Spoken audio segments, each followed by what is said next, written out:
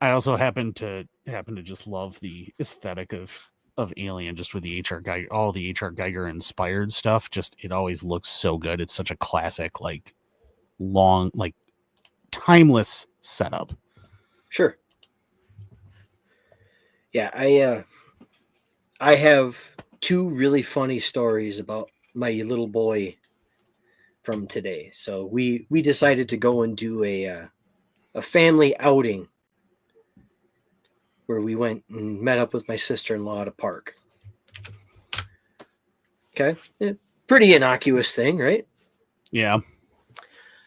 Uh, so little dude decides he's going to try to climb one of the rolly slides where it's like just consecutive rollers. Okay. He's going to try to climb one of those the wrong way. Yeah. I mean, we all did it. And Stuff like that. then he discovered that, oh, I can't climb it, but it's really fun to just hold on to the side and run in place until his feet can't keep up with the rollers, and then it just kind of shot him off the bottom. It's like, Ah! and he Fun just with bounced physics. right back up and go do it again. Yeah. Fun with physics. Right. And then the goofy shit. You know, they have those disabled person merry-go-rounds where it's like flush with the ground. Yeah, although calling it a disabled person merry-go-round just has me picturing like a carousel, but instead of animals that you're sitting on, it's like people in wheelchairs. And... Yeah, I know. Which Whee! the wheelchairs go up and down. Yeah. Hell, you know the little car rides with the horns? Yeah. Add a clown horn to the side of the wheelchair. Anyway. Anyway, so he dismounts it while it's at full speed. Another kid's been pushing Bundy, and he's standing there holding on to the pole like, okay, I'm going to get off. He dismounts and goes, wee, gets back up, walks away, turns around, comes right back, and decides he's going to get on it at full speed. That's a lot more difficult than getting off it when it's moving that fast. And he's standing there and he's watching the poles go 1, 2, 3, 1, 2. Decides now it's time to step forward. Clotheslined by the fucking pole. He pirouettes on his 1 foot and lands on the ground and just stares at the damn thing for a solid 5 seconds. I have made an error. And my sister-in-law and I are sitting there watching. Now we haven't started laughing yet because we're waiting to see how he takes it. Does he get up and keep playing? Does he break down and start crying? What happens? But we're just watching. And he, after about 5 seconds of staring at it, he stands up, goes, ow, and walks off and goes and plays on something else. Well, I fucked up. All right, well, we'll try again later. And now tonight he's got about a quarter-sized goose egg right there. Yep. Right in the middle of his forehead. Yeah, he managed to say hello to a merry-go-round going full speed with his forehead. Thump. Oh. But it was like, what would boyhood be without the occasional bout of head trauma? And right? We all did it. And it does show, I think. I mean, yeah, I suppose. It does show. It does show. I know a lot about head injuries, believe me. Just, I'll never get that image out of my head because he was literally like,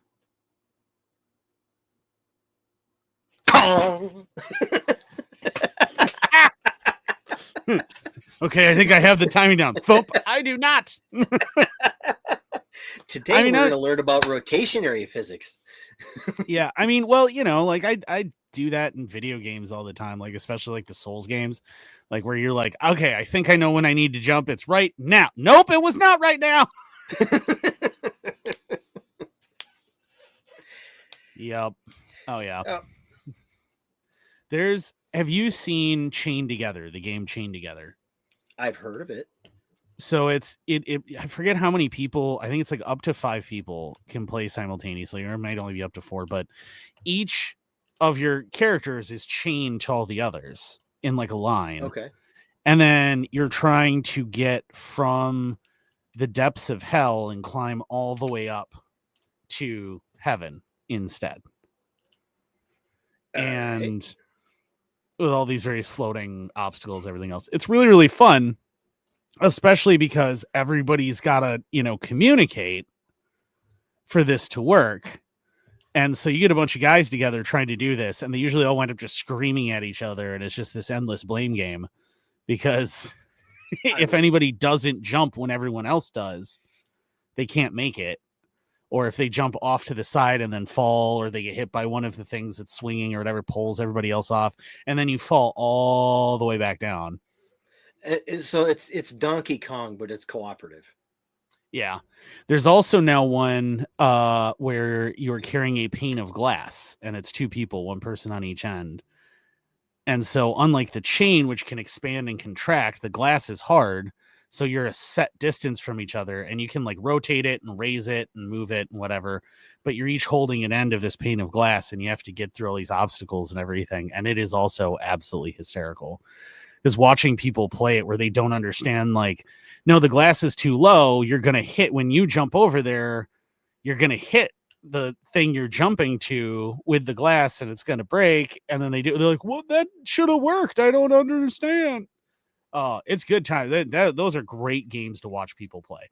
Like, I don't know that they would be great for my stress levels to try and play myself, but watching others play it is a good time. Well, yeah, and could you imagine playing a game like that and everybody is, we made it past that obstacle, everybody take a drink of your beer? Oh, it just get worse and worse. Everybody's on the same network, like in the same room. They're just yelling at each other by the end of it. No, you have to move. Yeah, that's usually what it turns into. But anyway, we are 7 minutes in. So hello, and welcome to another fantastic episode of Anarchy Among Friends Roundtable Discussion.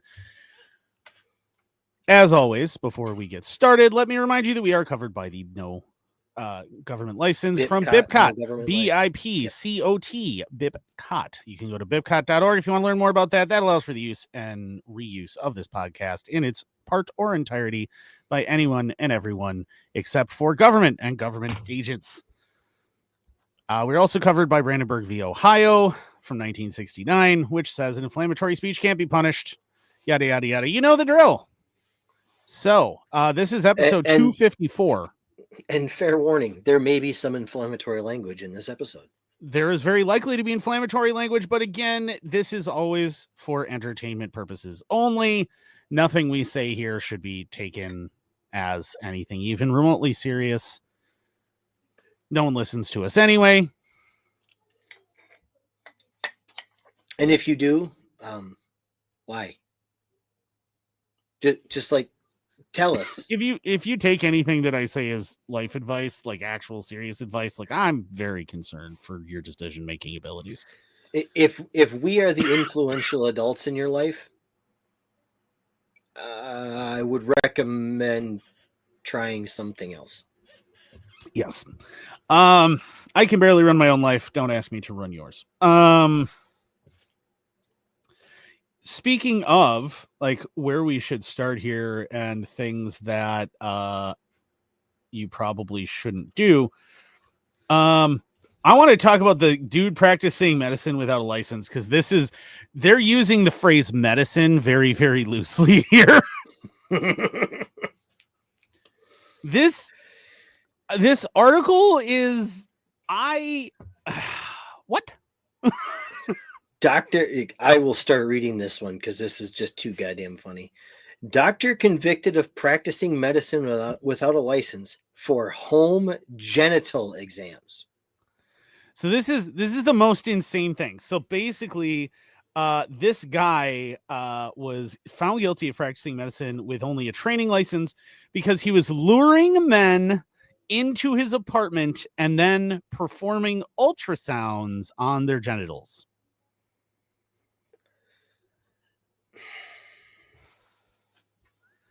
He was convicted on Tuesday after a bench trial. Yeah, according to complaints, Saunders told the men he needed to complete a certain number of ultrasounds for a training program. Well, what person gets talked to by this man that goes, "Oh, I need to do these ultrasounds for an exam," and is like, "Why don't you come back to my apartment and I'll do it in the bedroom?" Like, yeah, that seems reasonable. That's totally where medicine is regularly practiced. What is wrong with you? Like, first of all, there is no way that man is straight, right? None of these men were straight. No, God, no. All gay. This had to have all happened at gay bars, and yeah. I love the way the article reads, though. According to the two complaints, Saunders told the men he needed to complete a certain number of ultrasounds for a training program. The medical board said that wasn't true. No shit. You think? Saunders allegedly performed the ultrasounds in his bedroom apartment with no supervision. Again, so first of all, there is no way, right, that these people weren't gay, because one man tells another man, "Hey, I want to ultrasound your penis." The only people who are going, "Yeah, that seems reasonable, I'll totally go to your bedroom apartment so that you can do that," is everybody involved is gay, right? Yes. Whether they admit it or not. Yeah. But like, and I'm not here to kink shame somebody who's just really into ultrasounds, I guess. I don't know. But like, and it's important to note, so this guy he'd previously been charged with something Sexual else. I can't remember. Imposition and voyeurism. Yeah. Okay. So yeah. So he'd previously been charged with sexual imposition and voyeurism. However, he was acquitted of that because, like, again, even the court was like, I don't feel like there wasn't consent happening here. Right. There's got to be. You're consenting to have your balls photographed. I'm sorry. There's no way someone actually convinced you that it was reasonable for you to get your dick ultrasounded in their bedroom of their apartment, right? And you thought that this was you knew, like, you had to have known that this wasn't a legit thing. There's no way you didn't. And if you didn't, I mean, too many people, not enough saber-toothed tigers. Like, if you didn't know that wasn't legitimate, I do have beachfront property or oceanfront property in Arizona to sell you for a reasonable price. You know what? I'll even sell you water rights to the Colorado River in southern Arizona.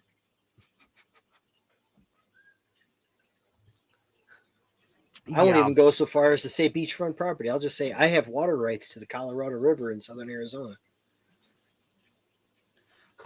I have a boathouse on the Mississippi River in New Mexico that I can put up for sale. Although it sounds like there's quite a few boathouses in Milwaukee right now. Good Lord. 14 inches since Saturday. Since yesterday morning, 14 inches of rain. They canceled the final days of the state fair because of flash flooding on the state fairgrounds. That in some places was reaching 4 feet deep. Oh, the wading height. That's fine. There are cars floating around. There are RVs floating around. There's video of a parking garage where the entire ground floor is underwater because it's underground. So, and like the person pulls up and realizes that it's like whitewater rapids heading down into the garage, and they're like, nope. And I haven't seen that one, but that's awesome. It's just, I mean, you can see it's just raging in there, and they're like, yeah, I don't think we're gonna do that. And just like back up and turn around and like, that's not, nope, we're not doing that. But yeah, so I think we got our point across with this guy from Cincinnati. Everybody involved was consenting and most likely extremely gay. Yeah, and like again, if that's your kink, like whatever, I don't understand it. I can't even begin to understand what you. But I guess maybe like people are like into weird things. All right, at least you're not a furry. So Well, I it could be mean, worse. he could be somebody naked running around, waving sex toys. So that we are not talking about a WNBA game, believe it or not. We're actually Which is surprising because that's a pretty common. Did you know that at WNBA games on Polymarket, more people are betting on whether or not a dildo will be thrown onto the floor and what color it is than the actual outcome of the games? That doesn't surprise me. It's the WNBA. No, Right. Yeah. But still, as And funny as hell. it's well, and then they ban backpacks, and it's like, I know what I have to do, but I don't know if I'm strong enough to smuggle in. It's the prison pocket, man. It's the prison pocket. My question is do you at least do the officials the courtesy of putting it in a condom first before you? Oh no. Or do you do you throw it dirty? Now you got to throw it dirty. You got to make sure that everyone understands exactly what you think of the WNBA. So do you eat Taco Bell before you go? Oh God, no, because that would also be troubling to me. But I titled this article, "He's just working through some stuff." Naked man wearing only balaclava and plastic clogs carrying sex toy on a stick terrifies European tourists. This sounds like something that would come out of either Portland or Orlando. This is He's just working through some stuff, man. A man wearing nothing but a balaclava and plastic clogs and carrying a sex toy on a stick has been startling. There's a picture of the dude on this story. Yes, he's been startling tourists while wandering around a historic castle in Slovakia, and that should tell you why there is a picture of this. The unidentified intruder posed for a picture carrying his bizarre prop near Jemay Castle, a popular hiking destination in the country, the Slovakian outlet TVJOJ reported. He reportedly apologized to the two female hikers who spotted him, claiming he thought no visitors would be around on a Monday, and then let him take his picture. Okay. I know we have the ability to do this. I am going to share this. Because if we have to see it, so do they. This is the funniest. Like, I don't know what this guy's going through, right? But so he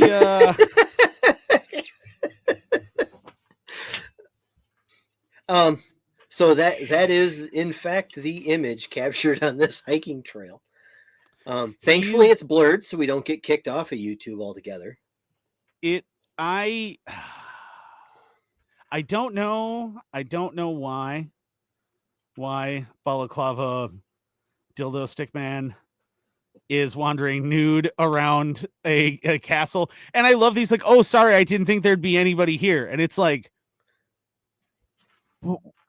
but wait, so you're just doing this for you? Right.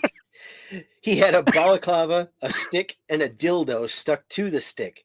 We were scared of him, but he told us he was sorry, that he didn't want to scare us. So he asked us for directions because he thought that since it was a Monday, he wouldn't meet anyone. What? He's totally just doing it for himself, man. Like he's just into things. I don't know. Again, I'm not here to cage him, but like the male exhibitionist turned and seemed to be leaving before he suddenly began following the women. When I turned around, he turned and started following us. I was terribly scared inside, one of the tourists said, adding that was when they asked him for a picture. I guess no one would have believed that we could meet something like that in the forest. Oh no, everyone would believe it. Oh, like, absolutely. That's definitely a thing that you, especially in Slovakia. That sounds like something you'd find in Slovakia. Yeah, that is absolutely a thing I would expect to find in a Eastern European nation. I can almost guarantee you there was some vodka involved in this situation. He said this was relaxation for him and that he often walks naked in the woods like this. With a dildo on a stick? Why, man? It's his wizard staff. He was cosplaying as Eastern European Gandalf. The best part is this is reportedly the third encounter that visitors have had with a naked man in the same stretch of woods since 2020. Oh, I guarantee you is way more than that. Just nobody talks about it. Yeah, no, would you? I mean, Fuck no. I would tell fucking everybody. I'd be like, oh my God. So I ran into this like naked guy in like a ski mask. Who was like a dildo wizard. I don't know what was going on. This would be the latest stand-up bit. If it was one of us, we'd be like, yeah, we're gonna go tell the story of how we ran into this naked guy holding a dildo on a stick on stage. The situation comes as cops in the UK are investigating a separate incident involving a naked masked man.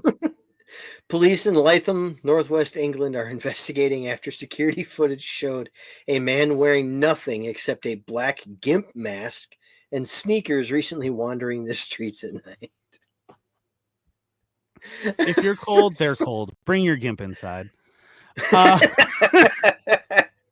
least it wasn't a Guy Fawkes. I don't know.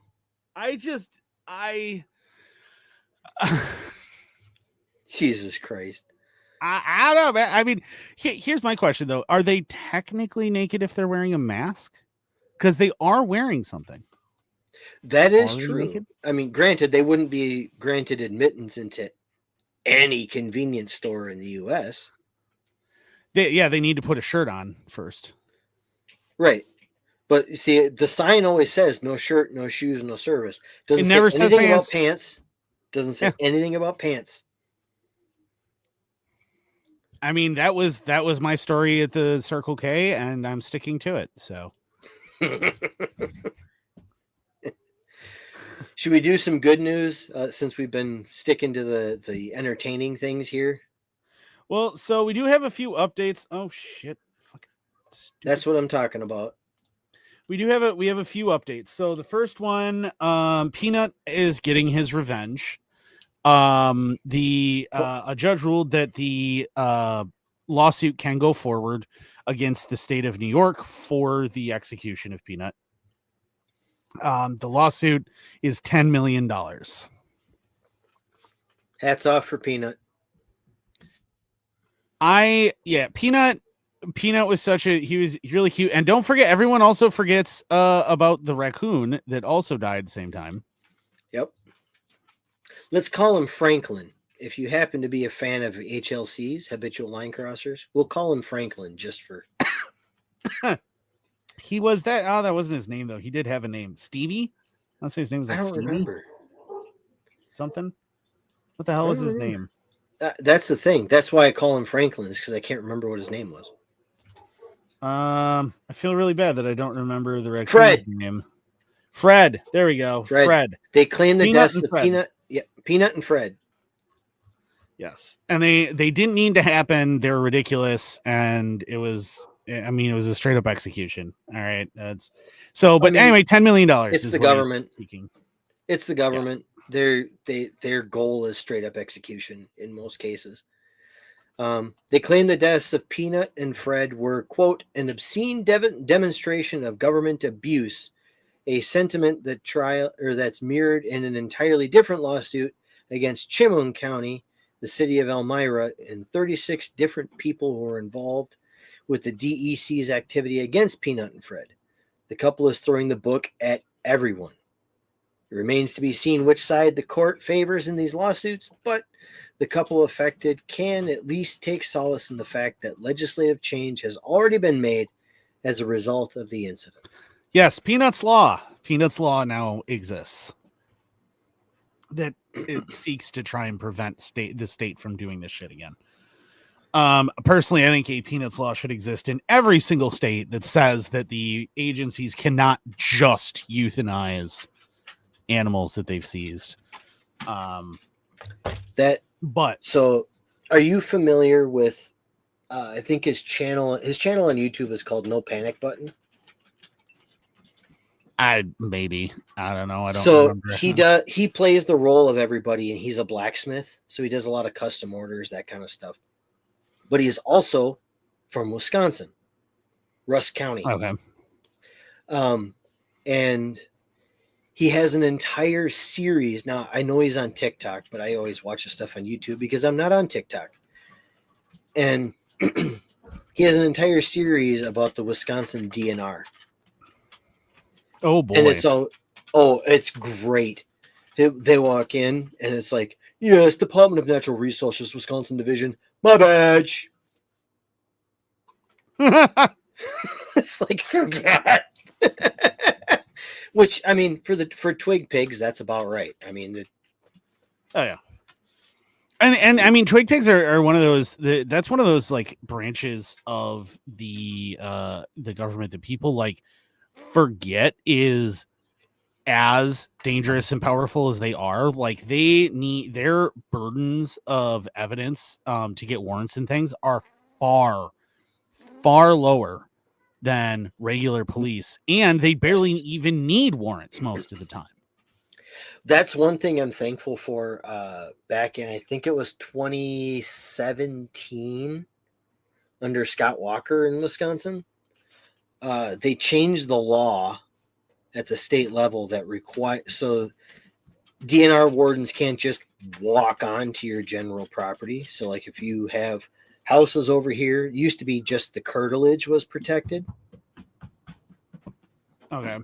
But if the area that they're trying to get to is behind a fence, they can't go back there unless they have an active warrant. Yeah, at least allegedly. Allegedly. I mean, they still will. We know they still will. We know ultimately it doesn't matter as long as we're doing updates. Let's talk about an update that's going to make me very happy to find out is going forward. A federal judge has allowed veterans lawsuit over Gastonia police conduct to go forward. With Joshua Rohr, we talked about him at the time. He's the homeless veteran who had a service dog that was named, I want to say it was like Sunshine or something. It's Gastonia, North Carolina. Yes, Sunshine. That was the dog's name.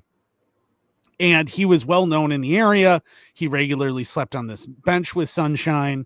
And a cop just shot and killed the dog. Dog was showing no signs of aggression. Yep. Absolutely no signs of aggression. Sunshine was very well behaved and was, in fact, several witnesses said, tail high, wagging, looking alert and excited to say hello. And the cop pulled out his gun. Cops. It was a chick cop and another cop. They pulled out their guns and then shot the dog and killed it. Executed. Let's call it what it is. It was an execution. Yeah. Those were officers Sierra Brooks and Maurice Taylor. In July 28th, a federal judge ruled that those two officers do not meet the qualifications for qualified immunity in this case, and therefore the lawsuit against them can move forward. On an individual basis. We need to emphasize that.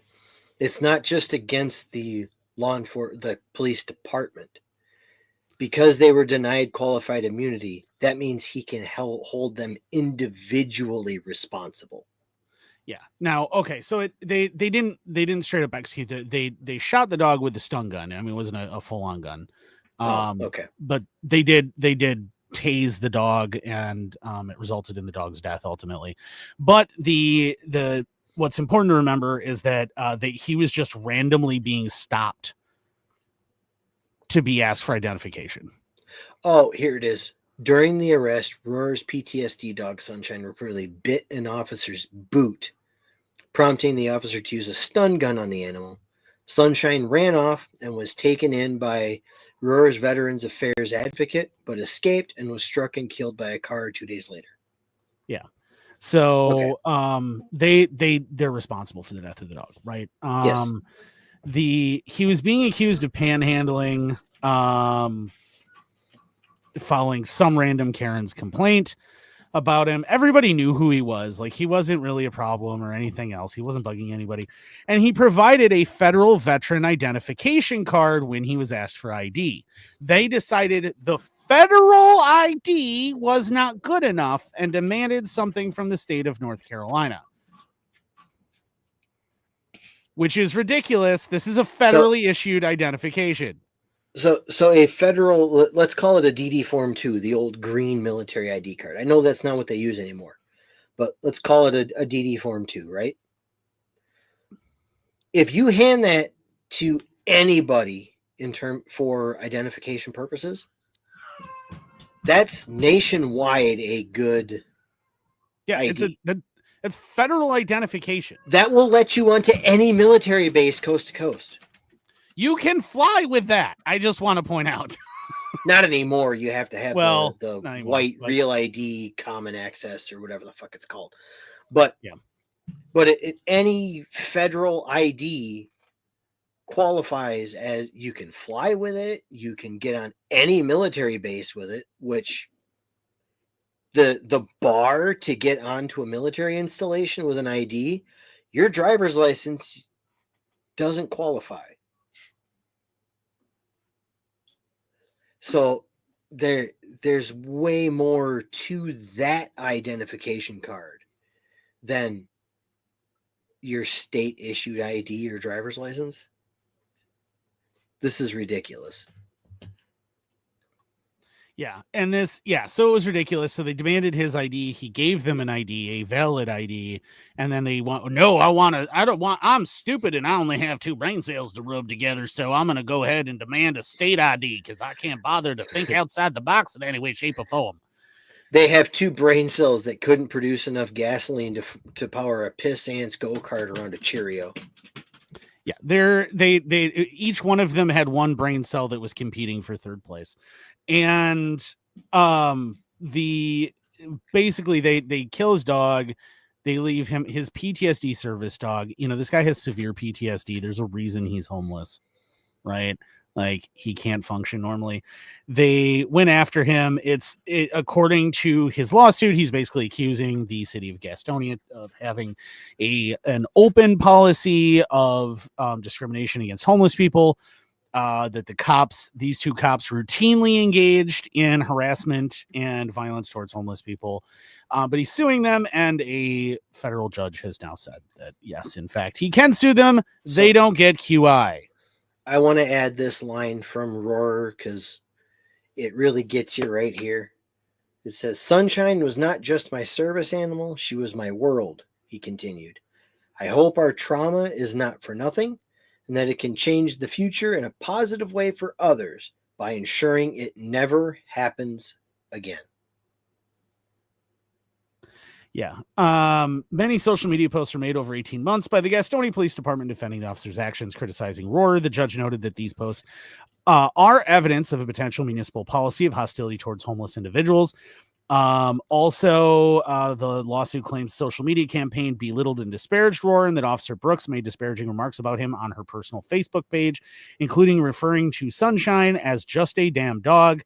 It also references alleged Facebook post by a local magistrate judge that expressed the judge expressed particular concern about state magistrate judge Mark Oakes, allegedly calling members of the public sheep and low information loudmouths regarding a case still pending before him, calling these significant red flags. Oh gosh, it's almost like the deck is stacked against you when you try to take cops to court. Right? The judge also allowed claims against the city of Gastonia to proceed under federal civil rights law, finding sufficient allegations of a pattern of mistreatment toward homeless people. The complaint cites a 1990 federal investigation that resulted in officer convictions, current city policies targeting homeless individuals, and statements by officers that they, quote, received directions, end quote, to focus on homeless people. Having been homeless in North Carolina, I completely believe that. North Carolina hates homeless people, as does the entire South. The South is like, the American South is one of those places where cops are as authoritarian as they could ever possibly come. They are judge, jury, and executioner. Don't you ever question them. They will happily call everyone boy. They are generally, cops in the South are the worst human beings you could ever hope to avoid. They are just disgusting individuals. In fact, a certain individual on this podcast happens to be potentially banned from the state of Georgia because of it. No. I was only kicked out of the state of Georgia. I wasn't banned Oh. permanently from it. I can go back if I ever wanted to, and why would you ever want to go to the state of Georgia? But if for some reason I lost my mind and decided that descending into the seventh circle of hell seemed like a good idea again, I could go back to that third world hellhole. And why? Yeah, and the question is, why would I bother, though, realistically? But, I was kicked out of the state of Georgia. Holy shit. Sorry. I just had a complete squirrel moment. I just came across a video on Facebook quick of flooding in Muskego, Wisconsin, where you can see the water going over the road, and like a third of the road has eroded away as a result of the water going over it. Yes, it actually collapsed. It did eventually collapse. Fantastic. Yeah, there are photos of the one side, the one lane that having like collapsed from all of the erosion underneath it and stuff from the flooding. Yeah, Wisconsin is not doing well with the flooding right now. Wisconsin is doing a lot better than that area in Texas that got hit. To be fair, right now, I mean, barely. Well, and a lot of the biggest reason. Go ahead. Well, a lot of the reason why it's not as bad here is because we have so many rivers, so many lakes, so much wetland that can absorb a lot of that water very, very quickly, something they didn't have in that area of Texas. Well, and right now in Wisconsin, though, because a lot of people don't realize that summer in Wisconsin is divided up into like two separate sections. You have wet summer and dry, humid summer. And we're kind of in the midst of the dry, humid side of summer right now. So the ground is not absorbing moisture at all. Yeah, the flooding in Milwaukee looked like the flooding that La Crosse typically gets when it rains hard. Thankfully, we did not get that kind of rain. We got way, way less rain. La Crosse floods, we got so 2 inches here. Yeah, we got a good amount, but it did not last long, and then it moved on, which was good because I mean, like even Rochester flooded. The Apache Mall parking lot was under like 3 feet of water. Jesus. Yeah, although it was ridiculous. It's been a while since I've been to that mall, but I do remember that mall, that parking lot. Like the mall sits up here, and the parking lot slopes away from it. Yep. Yeah, they lost their security vehicles because they all flooded. That's awesome. But yeah, they the flooding's a lot worse other places. Thankfully, if that had hit La Crosse, we would have been, destroyed. As it is, like I barely made it home that one day when we were getting all the bad flooding and everything, and the made me very nervous driving an Alfa Romeo through deep water. That was not a pleasant experience. I mean, like, oh god. But it fared okay. But like, if we had gotten that kind of rain, the city would have just disintegrated. I mean, oh god, yeah. It was. I remember now that it's been a lot of years. I'm just gonna take that out. It's been a lot of years, but I can remember one night, my wife and a friend of the channel, his wife, went out in downtown La Crosse. The weather when they went out wasn't bad. When he went to drive them home, he was driving through a small city, Holman, and he hit a puddle because it was raining so hard. That puddle turned out to be 3 feet deep, and he completely hydrolocked his car. Oh, I remember when he killed the Mark. Yeah. Yep. Yeah, I remember that. Yeah, that was like engine 2 of 7 or something. I think that was engine 3 of 5, but yes. 3 of 5? Yeah. Okay. 3 of 5. But yeah, he was trying to bring my wife home, girlfriend at the time, but wife home. And they were going up the main street, Highway 35 through Holman. And He hit a puddle right outside the old Festival Foods by Features up there, and it just Oh yeah, I know what you're talking about. water up over the hood immediately and just dead. Yep, because you put your airbox in water. Not a good thing. No, Yeah, especially in his case, he had his airbox. He had a hole cut in the bottom of his airbox into his wheel well. Yep.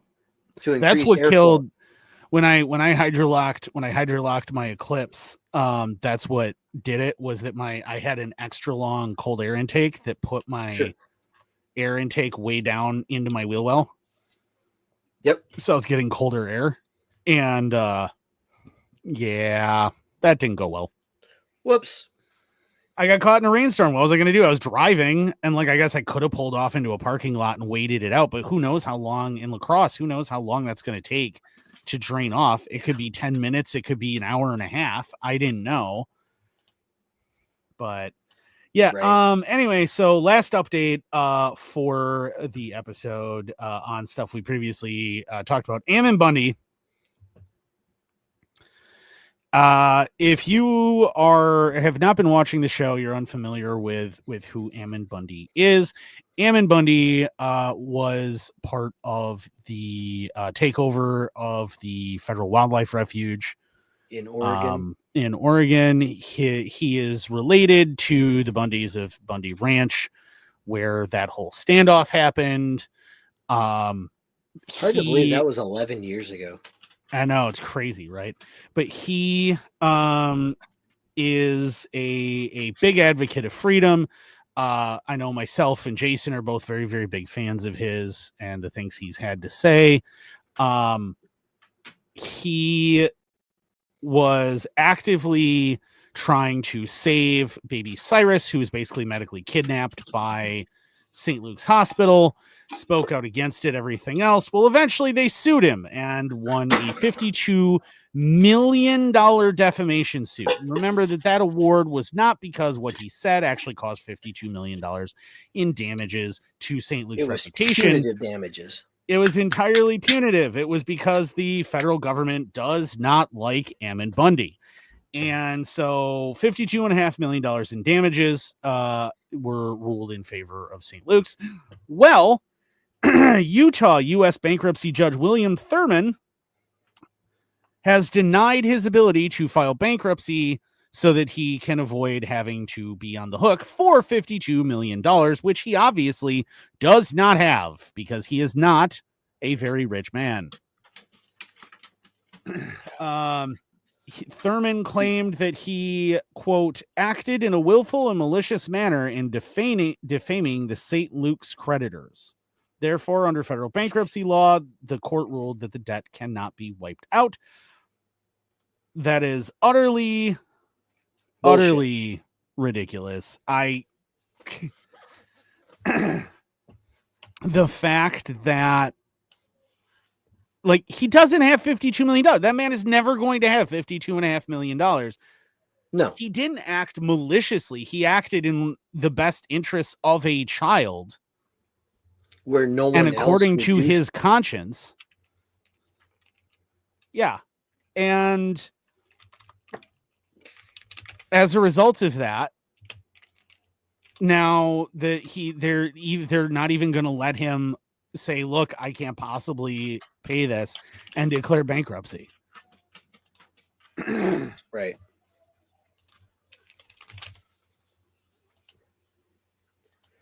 So apparently the federal government has decided that it would rather continue to actively wind up in a fight with Ammon Bundy and his supporters than just go, yeah, this guy can't pay this.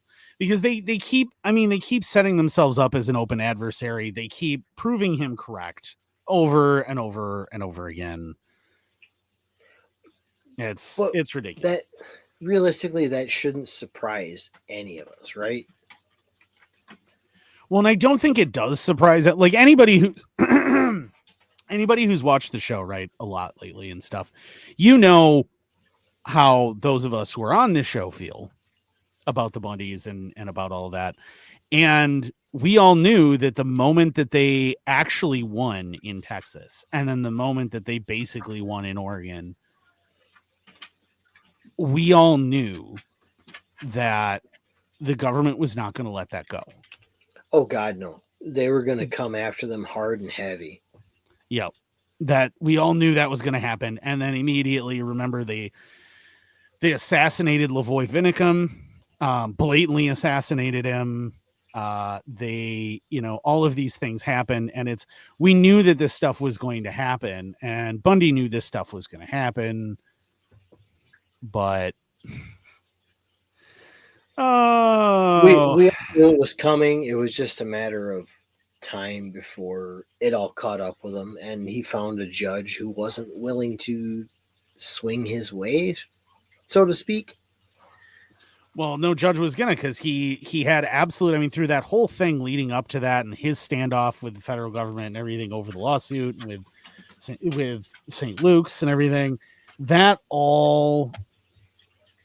Keep in mind that like St. Luke's never actually proved in court that he had done anything to hurt them. You got to remember that $52 million was a default judgment. Yeah, because Bundy said, "No, fuck you. I don't acknowledge the court's right to even weigh in on this. I don't acknowledge this. This is a load of horse shit. I am not going to comply with you." And so they got awarded a default judgment. They never actually had to prove that he hurt them in any way, shape, or form. So despite that, this judge now goes, "Well, you didn't even actually prove that he ever hurt you, but now he acted in a willful way." So, right. But they never proved that in court. There is no they didn't record have that to, shows because he that got at a all. default. No, but according to the way the whole court system works, he didn't have to. They didn't have to. Right, they didn't have to. But what I'm saying is up. that this judge, this bankruptcy judge, is now claiming that that's the case, as if it was proven. Yeah. Even though it never was. And again, this is just wait for your day in court. The court doesn't like you if you don't like the state. The court will do everything it can to cause you harm. The judges, the police, everything is stacked against you every time. The house always wins. And that's the case anytime you go up against the state. It's like going to the casino. The house wins, period. Mm-hmm. Speaking of the house always wins, Wisconsin bill could lead to more people behind bars. Oh, they got to keep their slave labor markets going. According to the Department of Corrections in 2024, more than 63,000 people were on probation or parole in Wisconsin. Now a bill, 63,000. Yeah. All right. Now a new bill in the state legislature could make it more likely those people return to prison. Quote, "I wouldn't have the life that I have today if this bill was enacted 5 years ago," end quote, Cedric Farley with Brighter Than Sunshine LLC said. Cedric Farley of Eau Claire previously served time in Wisconsin prisons. Now he's using his voice to advocate for others. Quote, "It just tramples on the rights of an individual, and it sends a message that a person who has been incarcerated and is systematically impacted that you have no rights," Farley said. He's talking about Assembly Bill 85. It said if a person violates probation, the Department of Corrections has to recommend that person serves out the entire rest of their sentence. Has to. Whether your probation officer actually even thinks that makes sense or not, it would force the official recommendation from the DOC to be that you go to prison and serve out your sentence incarcerated. So essentially, and we've talked about this offline as a group, but essentially what they're doing is they're doing everything they can to further inflate their prison ranks, because they can use the prison ranks to bolster their slave labor force. Because fun fact, the 14th Amendment in the United States did not ban slavery. It just banned non-incarcerated slavery. Yes. So here's the important thing to know about this bill. And this is part of why I wanted to bring this up, right? It's been a while since we talked about the prison industrial complex, and we need to, especially when it comes to the state of Wisconsin, for a set of specific reasons. One of those reasons is that Wisconsin, unlike most other places in the entire United States, is home to Badger State Industries. Now, Badger State Industries does two major things. It runs private prisons, private for-profit prisons in the state of Wisconsin are the majority of prisons in the state of Wisconsin. It runs those, and it produces products using prison labor that it pays even less wages than minimum wage to. And like we're talking literal pennies on the dollar. Literal pennies. Like we are talking about, let's see. I think last time I heard it was like 23 or 25 cents an hour or something like that. We're talking Chinese labor wages.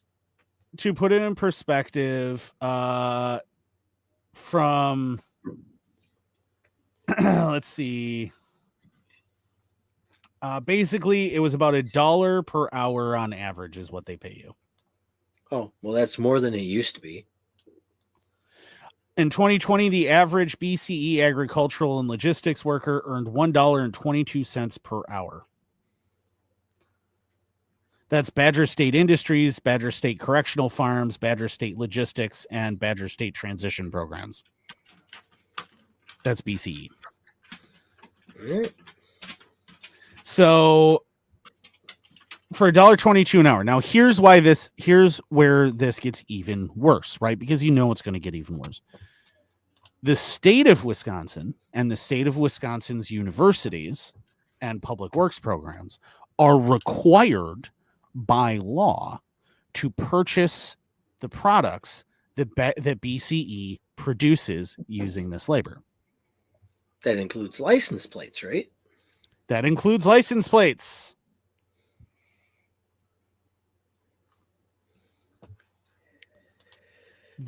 For instance, just as an example, in one article that I found, they have a Department of Corrections paycheck stub for an inmate.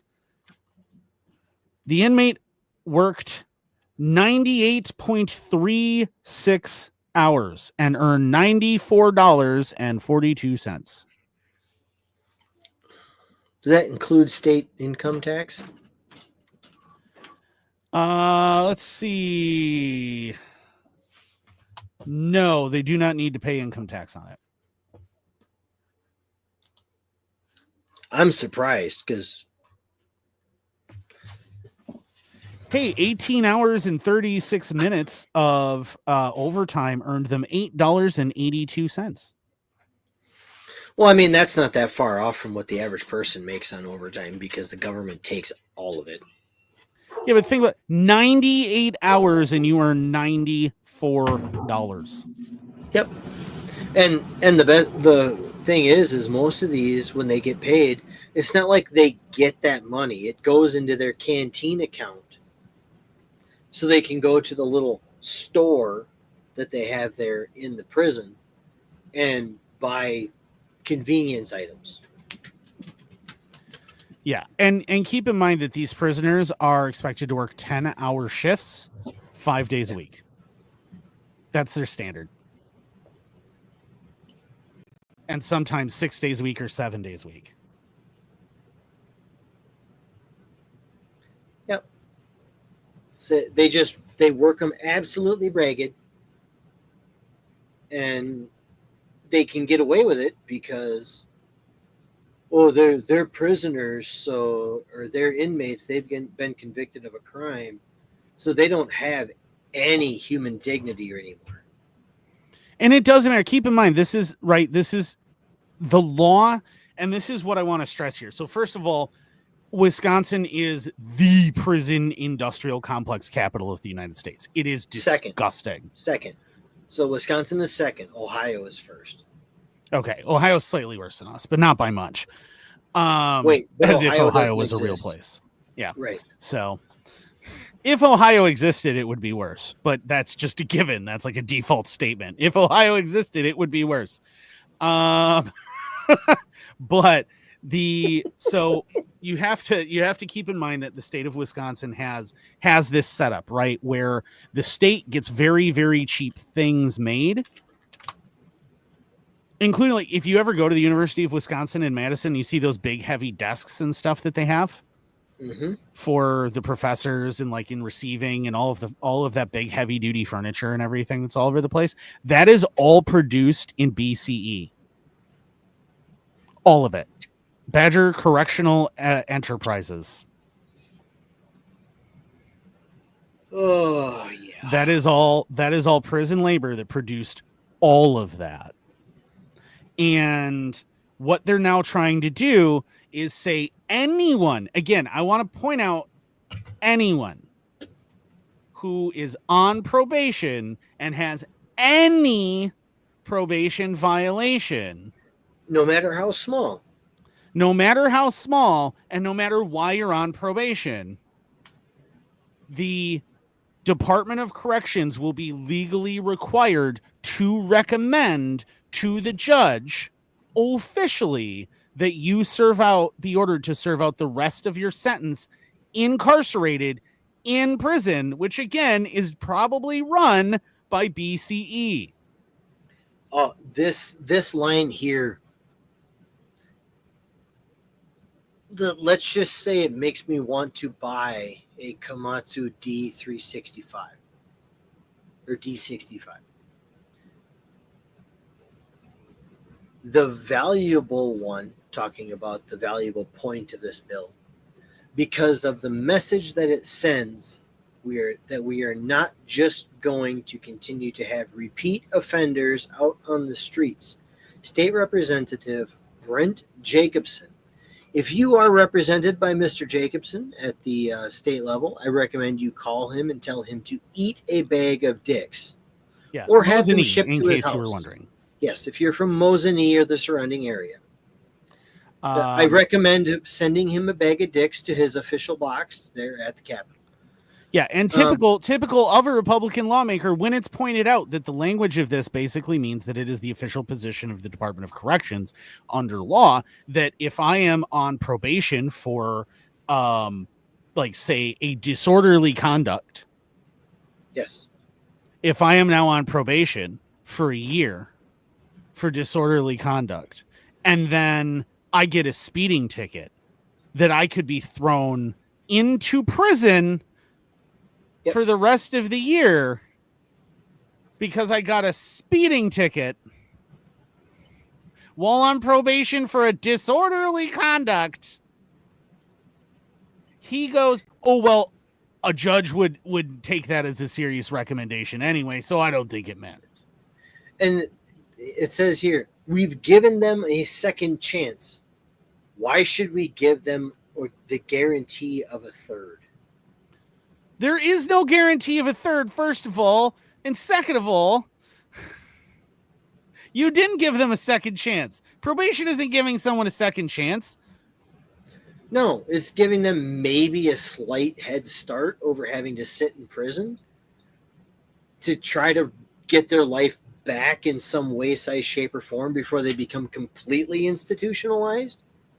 The whole point of probation is that it allows people to continue to be productive members of society, to work, take care of their families, do all these things, but still acknowledges that what they did was a crime, that they shouldn't probably have done whatever it was that they did, and goes, hey, just don't screw up again and you'll be fine. I would suspect in a case like where you have a very minor offense, such as a speeding violation, that an administrative law judge is not going to consider that recommendation one that should be adopted and send that person back into the system. But that's exactly what you're recommending you do. Yeah, that's exactly what the law is saying should be the official recommendation. It is requiring that be the official recommendation. And again, remember, the reason I bring up all the prison industrial complex stuff is specifically because what this law is about is not about, oh, well, we're cracking down on crime. It's about we need more slaves in our prison system to produce things so that the state gets cheap stuff. That's what this is about. This is about propping up the for-profit private prison system in the state of Wisconsin. That's what and this all is about. and all of the for-profit prison system in the state of Wisconsin reminds me of, and maybe this is just me, but it reminds me of all of the bomb facilities that were handled outside of concentration camps by the Nazis. That's how I look at it. How the Nazis were using incarcerated Jews before they went to the gas chamber to build and fuel their war machine with bombs and weapons. And This, I don't see the two as any different. Maybe I'm wrong, but yeah, this is something that, this is a cause that's near and dear to my heart because obviously I have been on probation. I have been on probation a couple of times, actually. I've been on that's probation. How we got kicked out of. That's how we got kicked out of Georgia. Yeah, that's one of them. But I saw so many people while I was having to go in for update hearings and all this other stuff during that time. I saw so many people who had screwed up once. They had done one stupid thing or were accused of doing something stupid and just didn't have the money to truly fight it, whatever, and dealt with it. Because again, remember, it's court. Everything is stacked against you. And probation allowed them to continue to live their lives and prove that they were not, in fact, a danger to society or anything else because they weren't getting in trouble again. And the vast majority of people on probation do not get back in trouble again. They do not. The majority of people, here's the thing, is the majority of people who are on probation in the state of Wisconsin, 63,000 people, the majority of them are not career criminals. They are not violent offenders. They are, at most, generally drug offenders. Yeah. Who are caught with paraphernalia. They're not drug dealers, they're drug users. Or they're people who got into bar fights, or they're people who got caught drunk driving. That's who all these people are. And what this dude is saying is, oh, well, I just don't want them to think that we're just going to keep letting you reoffend. No, it's not that you care about these people and you care about justice. Because if you did, you'd look at this objectively and go, but the system we have in place right now allows the Department of Corrections to analyze on a case-by-case basis what was the original charge that this person is on probation for and what did they actually do that's technically a probation violation. Is it something that we need to be concerned about, or is this just no big deal? And then make an intelligent recommendation.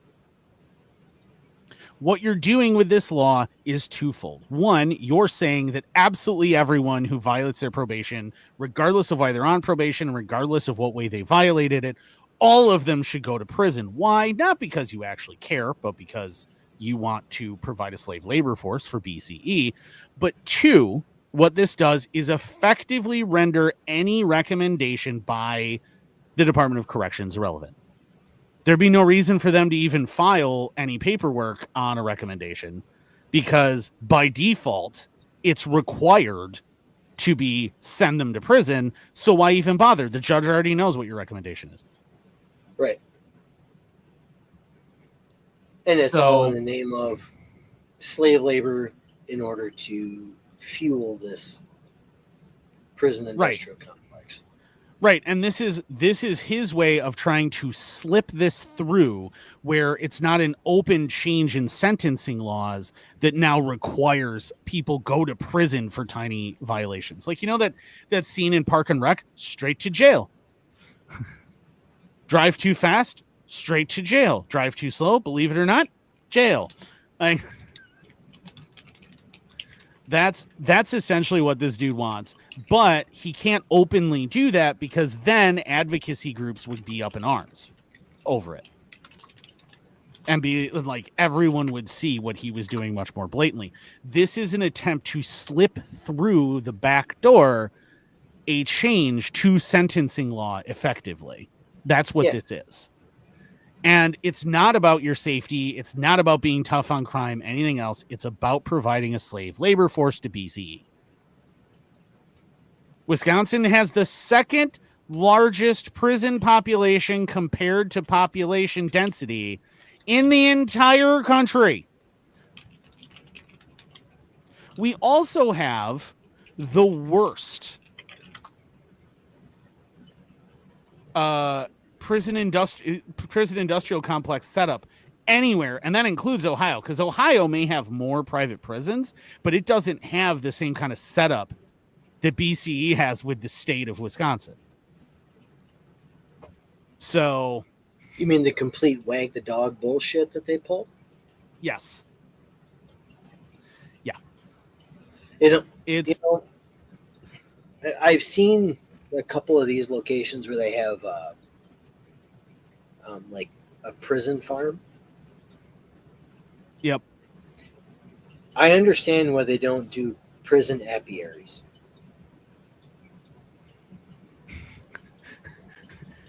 Take this to Ernst Schlondorf, 7001, Buenos Aires, Argentina. Sending off the... But could you imagine giving prisoners access 24 hours a day to bees? Oh, you said apiary, not aviary. Yeah, apiary. Well, that's a winged creature of a different color. Yeah, remember last show where we talked about the bees? 2 shows ago. 2 shows ago when we talked about the last one was the 4-hour extravaganza that I only remember about 3/4 of. Okay. So you remember about 6 weeks ago we did a show and the title of the episode was Bees, because the individual had, if I remember correctly, used attack bees on sheriff's deputies. Yes.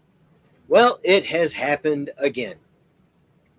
Hadley woman who unleashed bees on deputies arrested in Tennessee after missing trial.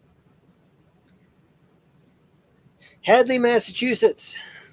A woman accused of using beehives to attack Hampton County Sheriff's deputies during a 2022 eviction in Longmeadow was arrested in Tennessee Thursday evening. Rory Susan Woods. Bees! Bees in the car! Bees everywhere! God, they're huge! They're ripping my flesh off! Son, roll around! Jeremy, roll around on the ground! I couldn't help it. Bees!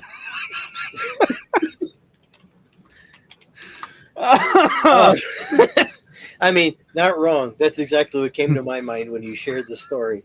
Oh my god. Yeah, this is Rory I Susan see Woods. Attack bees are a thing, man. I want my fucking attack bees. Rory Susan Woods, also known as Rebecca Woods, 57, of Hadley, was taken into custody Thursday evening at a hotel in Tennessee after failing to appear in court for her trial in Massachusetts earlier this week, according to Hampton County Sheriff's Department.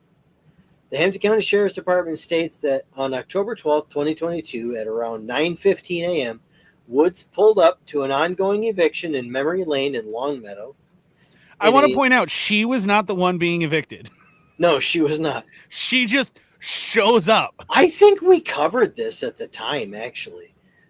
Woods pulled up to an ongoing eviction in Memory Lane in Longmeadow in a blue Nissan Xterra. Woods left her dog in the car and immediately went to the beehives being towed by her SUV and tried to open the lids to unleash the bees.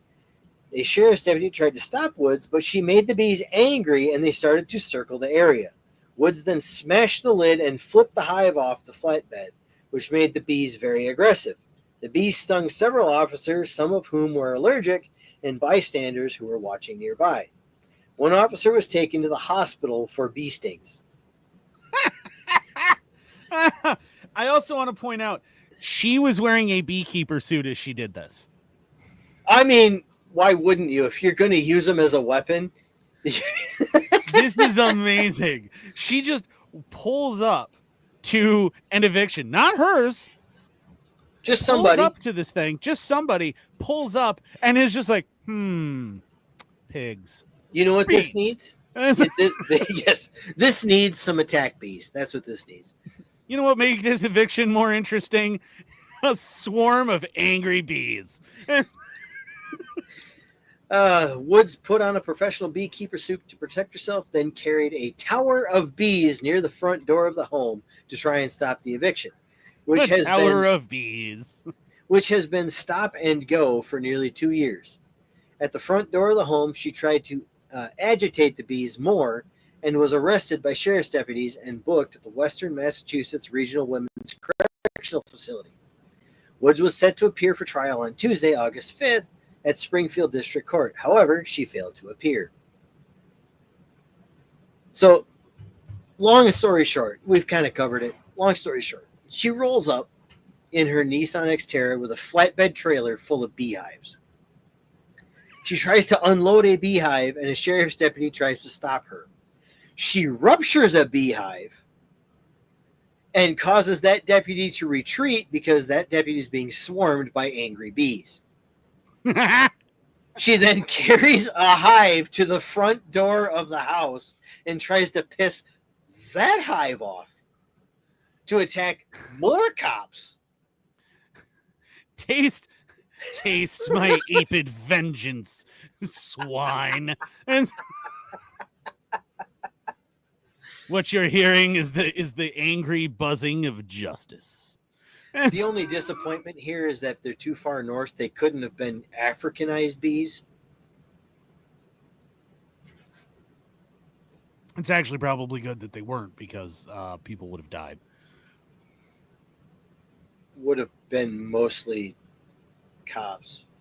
Not only cops, though, because there were random bystanders who were being attacked. There were, but only the cops had to be sent to the hospital for treatment. So, I mean, there is that.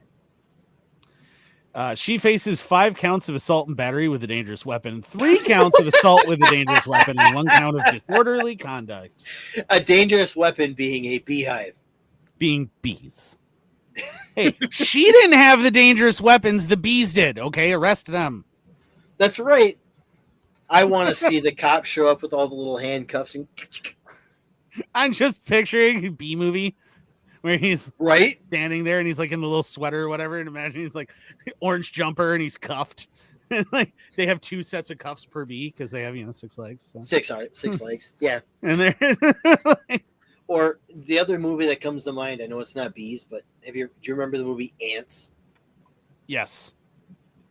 That one came to mind too, because let's face it, ants are just flightless bees.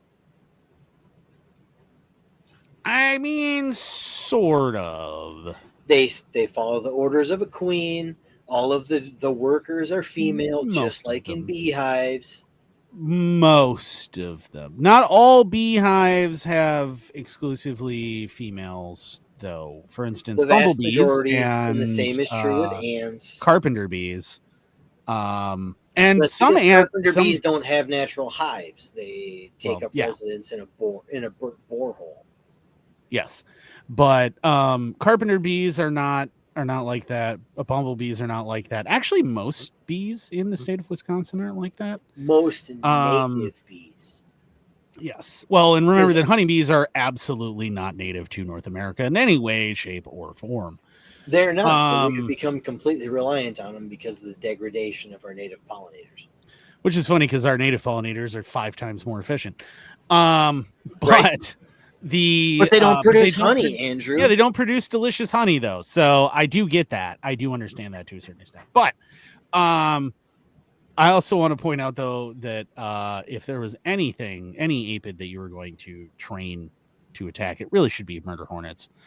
I feel like murder hornets, a swarm of angry murder hornets would be a very different thing to a swarm of angry bees. Being able to weaponize paper wasp nests would be effective. I'm just thinking like heat-seeking mud daubers would be awesome. Yeah, that could work. Because it's I will next be to right impossible to get stung by a mud dauber. Most people don't realize that mud daubers are actually really, really gentle. They look scary, but they are actually like really nice. You can have them land on you, you'll be fine. It's really hard to get stung by them.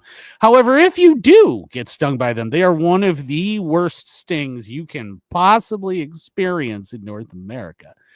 Not as bad as tarantula hawks, who have a sting so bad that the official recommendation for if you're stung by a tarantula hawk is to simply lay down and scream lest you hurt yourself any worse. But I'm just saying that this is now the second time somebody has used attack bees on cops. And I'm a big fan of that solution, to be honest with you. I think that is a beautiful thing. If you could get like a bunch of like bald-faced hornets into a jar, that one would probably work pretty solidly and be a very unpleasant experience for a lot of people if you needed to. But I love the idea of attack bees. I think it's an absolutely incredible thing to use. Everybody should have at least three hives on their property, so that way they have at least one they can use for attack bees. Yes, yeah, you should definitely have trained attack bees. I'd love to like put little lasers on them. Like, you're under arrest, and all these tiny little red dots appear, and like, oh, am I? Bees. I want to point out, I missed your kind of little talk there because I had to go. My niece is spending the night with my daughter tonight, and she was coming down to tell me she's hungry. So I told her to go grab the leftover pizza on the counter because I don't want it. But I thought you were gonna say something about the rabbit. No. Go grab the rabbit. You know what to do. I'm that one. He's not quite old enough. He's not quite big enough to be a Kenmore camp candidate. But when it comes time, I swear to you, I'm gonna pop that hopper, and I'm gonna throw his ass straight in the fucking crock pot. Just put him on a spit, roast him over an open fire. You know, that dries out too much. Nah, you baste him with pork fat or camel hump fat. I'm a big advocate of the use of camel hump fat in cooking. If you're gonna do that, you almost have to wrap it, like tin foil wrap it, or aluminum foil wrap it, and then just completely braid it with bacon and let it cook that way. That'd be the only way to keep it moist over a spit.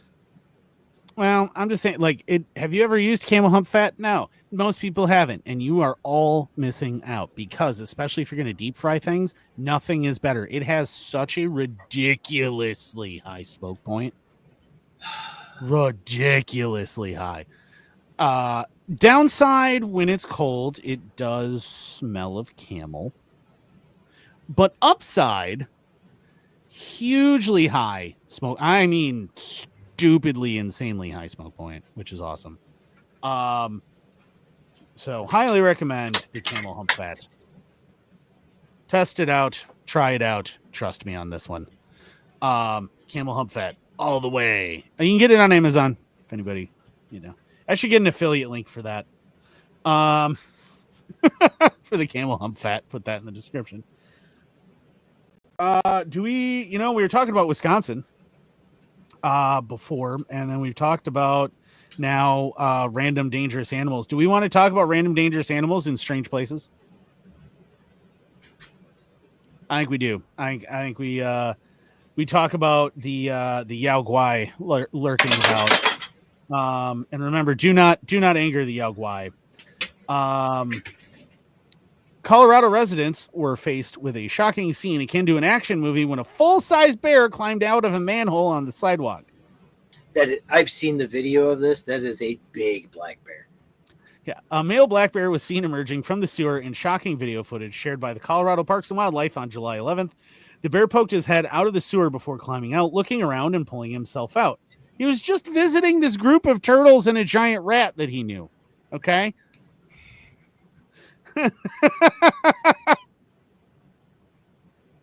Although I'm also picturing like that clown from It. And you're like, hey, Billy. And then all of a sudden,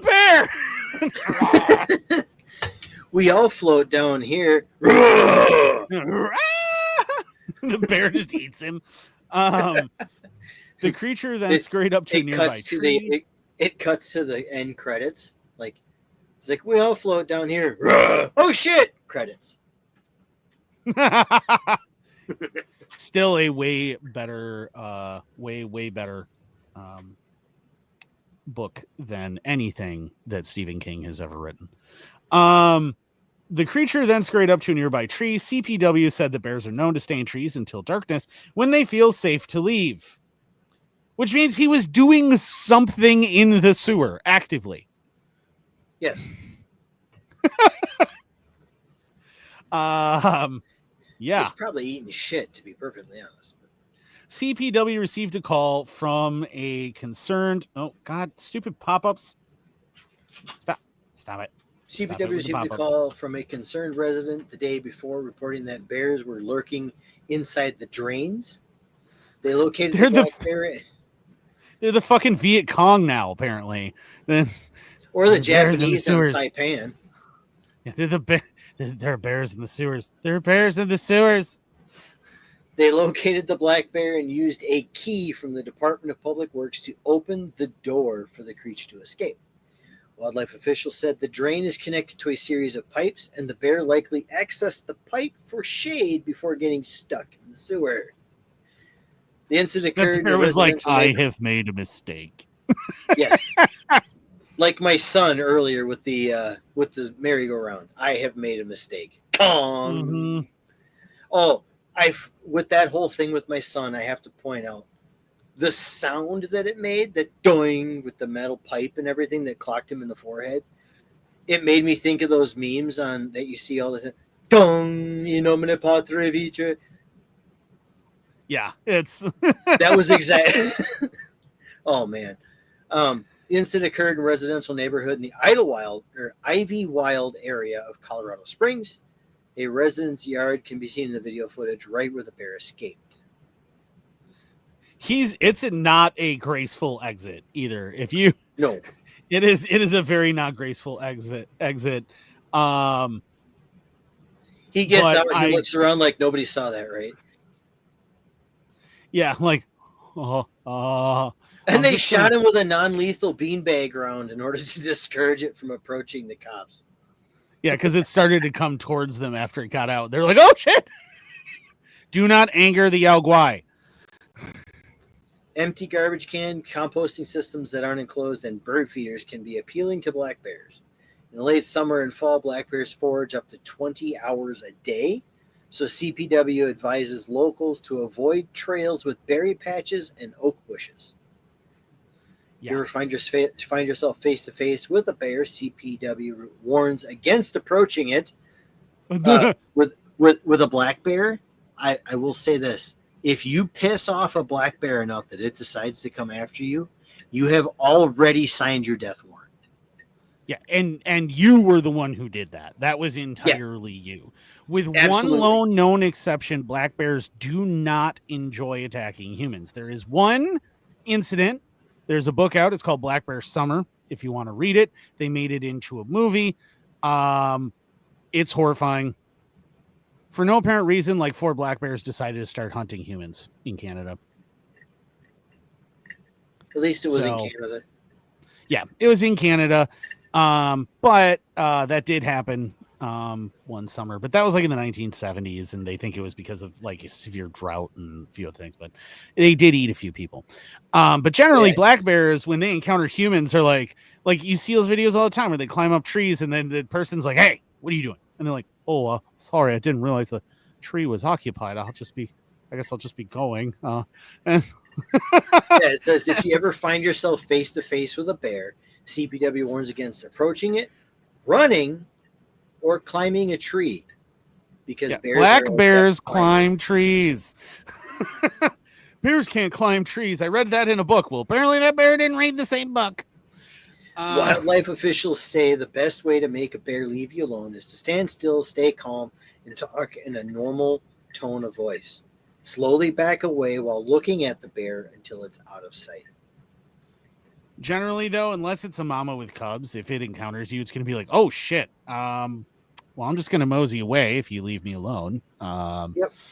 Now, However, black if bears you don't find look that yourself- big.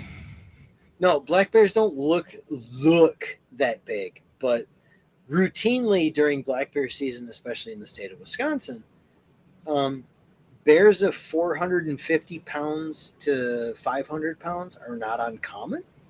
Yeah, they have claws. They have teeth. They may look cute and cuddly. They are not your friend. They are not your friend.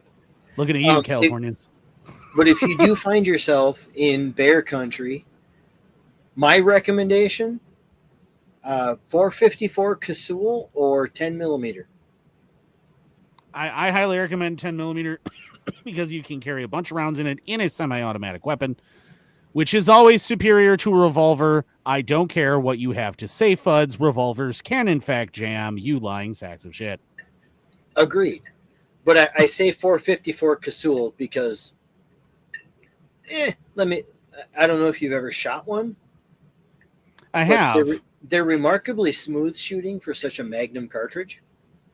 Yes. However, if I can have 15 rounds of 10 millimeter, I will bring down a black bear with 15 rounds of 10 millimeter. Well, there was that guy, was it 3 years ago up in Canada, who brought down a black bear with a 380. I still don't know how the hell he did that. Probably emptied the entire magazine right there. Yeah. That's the only thing I can think of. I mean, the thing to remember is, like, I bring this up all the time to people. Like, it doesn't really, the caliber that you shoot a thing with is less important than where you hit. Where the rounds go. Because getting shot sucks. It doesn't matter what size of round you are being shot with. It's going to suck. I will attest to that. I don't know, like, I've never been shot with a rifle round, at least not one that penetrated the skin. But having had a Full Metal Jacket 38 Special go through the back of my leg, I don't like that feeling. It hurts. It hurts a lot. And if you're a By bear, the way, thanks, Milwaukee. Yeah. Yay. Well, I mean, it's currently being hosed down by nature. But anyway, so maybe it'll smell. You mean they slightly can't better. swim and it might... Never mind. The city might smell slightly better now. But anyway, slightly better. But, the other thing, though, too, is, like, if you're a black bear, like, you don't want to get hurt. Like, you got to remember that when you're a predator and you're living in nature, you don't want to get hurt. That's a bad thing. Getting hurt is a death sentence. So you try to avoid getting hurt. This is why humans in Africa for thousands of years have, demonstrated their manhood by stealing a kill from a lion. Yep. Could the lion kill the person? Yes. But when the person doesn't act like they're scared of the lion doing that, it's much easier for the lion to give up the kill because it doesn't know what you know that it doesn't, and it's better safe than sorry. Survival involves risk aversion, and bears are exactly the same way as big cats. Risk aversion is the way that you survive. So you don't want to put yourself into a situation where you're going to get hurt. Right. If that human doesn't look like they're backing down from you and doesn't look like they're scared of you, it's best to just walk away and not risk getting hurt. Because if you're acting like that, it feels like you know something it doesn't. So it's like, I'm bigger than you, but I think of it like small dogs versus big dogs. Little tiny yapper dogs that have balls of steel chasing big dogs. That's exactly what I think of. Well, I mean, it's slightly different when it's dogs. They have a slightly different dynamic. But yeah, it's the same kind of thing where it's like, you obviously know something that I don't. And yeah, maybe I can take you. But if I get hurt to the point where I can't hunt anymore after I take you, I'm going to die anyway. So what was the point of that? Right. So they're just going to back off. Most predators, no matter how big and how nasty, are just going to back off when they realize that they can't do anything to you. Now, that does not apply to mamas with cubs because they would much Mamas rather with cubs. Yeah, they're moms with cubs, right? They would much rather protect their babies, even if it means that they die. Their babies ideally live on, and they have the same thought, unfortunately, that you probably do, which is, well, if I'm aggressive right out of the gate, that's going to make things run away. Mm-hmm. So don't apply that to moms with cubs or to animals that look kind of sick and very desperate, because those also care far less. So, like, hashtag not survival advice, but right. If you do find yourself in an engagement with a desperate animal or a mama with cubs, personally, I would love to have a machine gun. But according to the Sixth Circuit Court of Appeals, well, yeah, according to the Sixth Circus, the Second Amendment doesn't cover machine guns. Once again, we're talking about Ohio. What a surprise. The place that doesn't exist, but is the bane of our existence at the same time. Yeah. I don't count Ohio as part of the Midwest. Ohio is just Ohio. Ohio is definitely not part of the Midwest. The Midwest stops at the border between Indiana and the southern border of Michigan. I would actually consider Ohio, in terms of culturally, much more part of New England or Appalachia. I say it's Yankeedom. Ohio is Yankeedom. Indiana, dumb is much especially, more but it's much more. Indiana is much more closely related to the American South than it is to the rest of the Midwest. Just like the entire southern half of Illinois is really the American South more than it is the Midwest. But why are all of the federal courthouses built in Soviet brutalism? Oh, they're not. They're actually much more closely related architecturally, and I can say this as a World War II historian, to the kinds of designs that the architect who preceded Albert Speer designed things at the beginning of the rise of the Nazis. Oh, okay. Well, that explains a lot. Mm-hmm. A federal appeals panel on Thursday upheld the conviction of Jaquan Bridges for possessing an unregistered machine gun, setting the precedent that the weapons are not protected by the Second Amendment. Bridges, age 22, was arrested with a Glock 40 caliber pistol with an attachment that converted the handgun into a machine gun after he nearly struck a police vehicle on a highway in Memphis and shot at the officers while he fled the scene. It was his problem solver. My Glock 40 right here, and he's holding a fucking a brick. And well, I mean, a Glock is a brick. Yeah, but a Glock is a Glock, though. It's a block, right? Whereas the high points are bricks, and that's what he was holding. No, I would give the unfortunately, in terms of visual aesthetics, neither one of them is appealing, but the Glock is far more appealing. The amount of like high center of gravity that high points have, is absolutely just ugly as hell. It's ridiculous. But I will say this: probably the two most reliable pistols on the market right now that go bang every time are probably High Point and Glock. Well, I mean, technically, a SIG P320 will go bang every time. Not when you want it to. If you were going to go there. Not necessarily when you wanted to. Did you see that earlier with the 320 where that airman, he was actually, they arrested another airman in connection with his death because it wasn't that this 320 went off by itself. It sounds like this other airman shot him with it and then reholstered it and put it on the nightstand and said, I don't know what happened. I mean, interesting. We'll have to watch that one and see how that one goes. But a grand jury indicted Bridges on one count of possessing a machine gun in violation of 18 USC 922-0. Bridges moved unsuccessfully to dismiss the indictment, arguing the statute is unconstitutional. He pleaded guilty to the charge and was sentenced to 108 months imprisonment. He appealed the conviction, arguing that a machine gun falls under the definition of arms used in the Second Amendment before a 3-judge appellate panel in the Sixth Circuit. On Thursday, the panel rejected his argument and found the statute is consistent with the historical tradition of prohibiting, quote, dangerous and unusual weapons, and that Bridges' conviction stands. U.S. Circuit Judge Richard Griffin, a George W. Bush appointee, delivered the 16-page written opinion. His facial challenge requires him to establish that no set of circumstances exists under which 922-0 is constitutional. Yet, as we will explain, the provision is constitutional as applied to the facts of his own case, Griffin said. Thus, his applied and facial challenges failed together. The court found that both Bridges' case and more broadly, machine guns are unusually dangerous weapons, most used for criminal activity and mass destruction, and have no place in the home for personal use. Oh, I can't wait for that to get to the Supreme Court and FPC to argue it. Now, yes, the dude shot at people who were chasing him because he had almost run into one of them. Yes, I mean, the actual facts of this case are not ideal.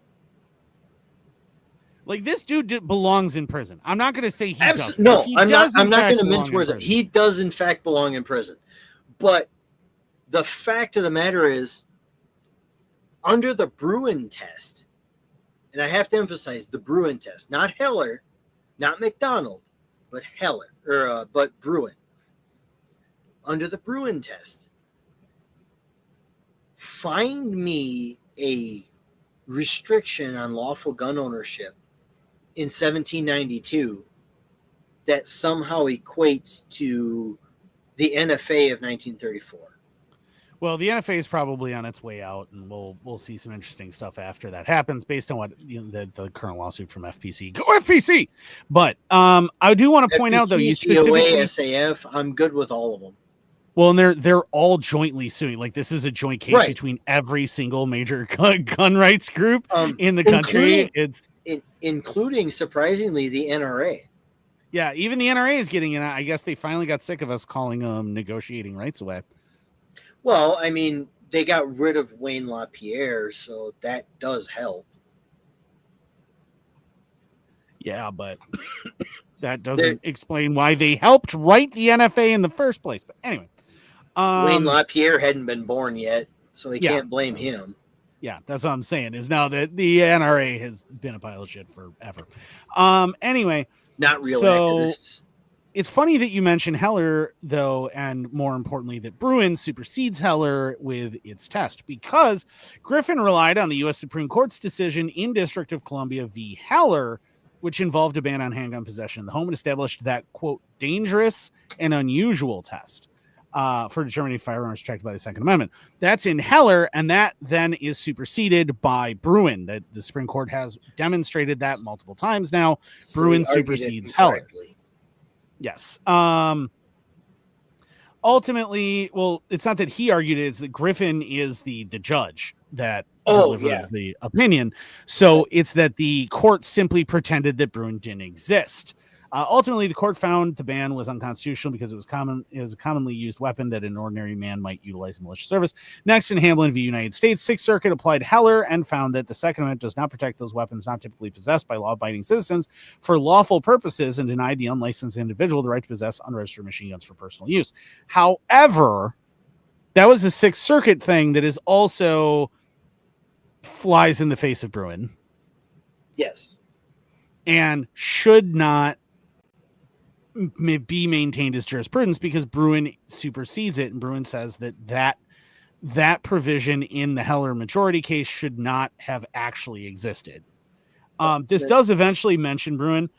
What's actually Attorney Greg Gookin, a federal public defender, hit back that the gun recovered from Bridges' car was a small arm with an attachment made by a 3D printer and bought off the internet, not a sophisticated piece of equipment. The panel agreed with the government, holding that the historical regulation of firearms in the United States supports the ban on unregistered machine guns for personal use. Applying the two-part test in Heller and Bruin. Bruin does not have a two-part test; it has a one-part test. But applying the two-part test in Heller and Bruin, Bridges' homemade machine gun is dangerous in that he shot it at police officers out of a moving car, and it is unusual in that they have a propensity for unlawful use. So That's in Bruin, ridiculous. it's a one-step test. Yeah. Well, what's important though is that earlier in this article it mentions that Griffin argues in his written opinion that saying that Bruin supersedes Hamblin and Heller is a misunderstanding of Bruin, because Bruin was an endorsement and clarification of Heller, not a reversal, which is not correct. It is a further clarification of Heller with a reversal of the dangerous and unusual provision being rejected. Yes. It's saying, was there historical context for this regulation? If not, then it has to be ruled unconstitutional. Period. That is what Clarence Thomas said in the majority opinion, which every member of the majority signed on to, with a few concurring opinions, if I remember correctly. Yeah, and this is where, again, it's what's happening is that this judge is basically just intentionally misunderstanding Bruin, which keeps happening since the Bruin decision with a lot of these circuit judges, especially Bush era and Obama era appointees. They're intentionally ignoring what Bruin actually says, misapplying it, misunderstanding it. And then what winds up happening is that they rule according to their ideology, not according to what the law says, which they've been doing for decades. We all know that. But that happens, and then it winds up going to Supreme Court, and ideally the Supreme Court eventually is going to say, hey, look, you guys keep misapplying Bruin. That is not what we said. This is what we said.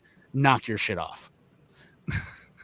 So it says here, the last paragraph says, Griffin pointed out that there are an unknown number of these dangerous firearms on the black market, used for one purpose, to shoot as many bullets as possible, as quickly as possible. This, he says, is why the court in Heller wrote that it would be unconscionable that machine guns would be protected by the Constitution. That isn't in Heller. No, it's not. That's not in Heller. They never said that it would be I'm pretty sure that's part of the Miller decision, ain't it? It might be Miller, but like nowhere in the Heller majority opinion does it mention that, quote, it would be unconscionable that machine guns would be protected by the Constitution. In fact, Heller leaves it open that there is a possibility that that could also be the case. Yeah, it does. The Heller decision is incredibly open-ended if you actually read it and understand it. It's almost like a place could do that, could say ghost guns are legal for that. So what's interesting is there's another thing here that says Bridgers is the guy who is defending, asserted that there are over 740,000 total registered machine guns in the United States, making it common.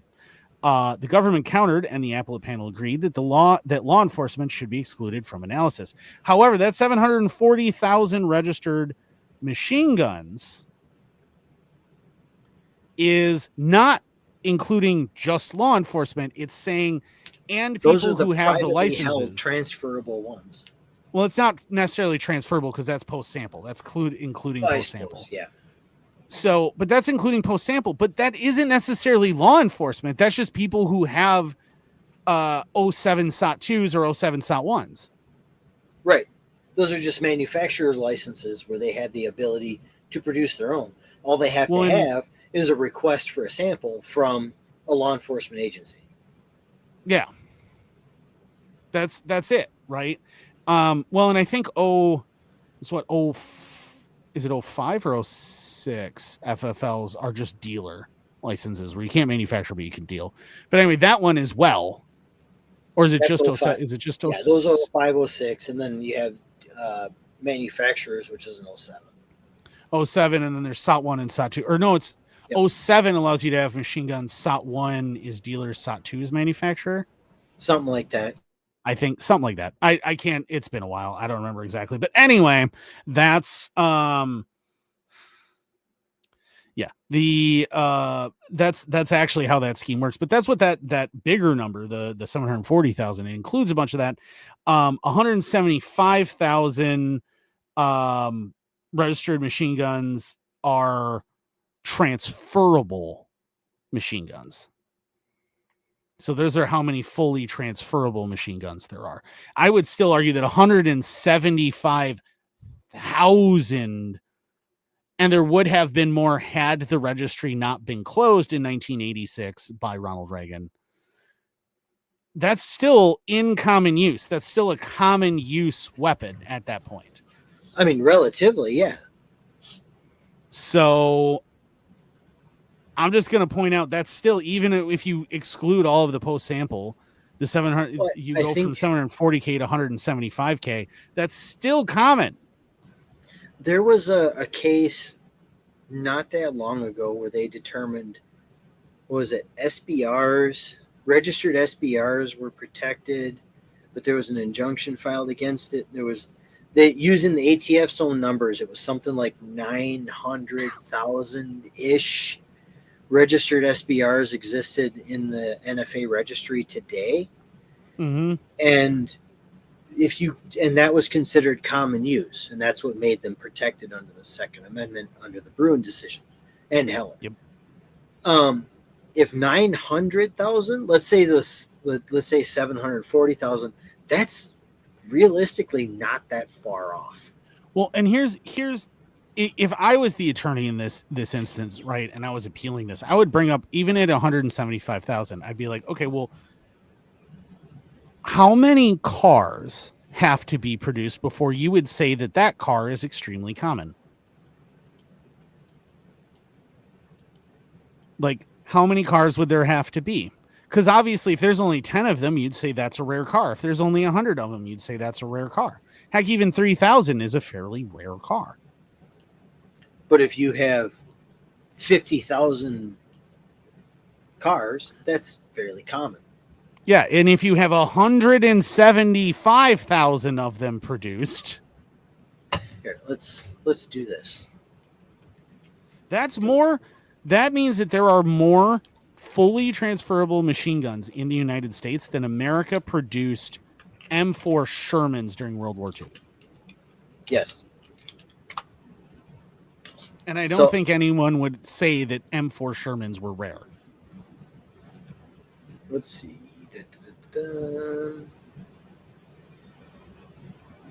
Oh, here we go.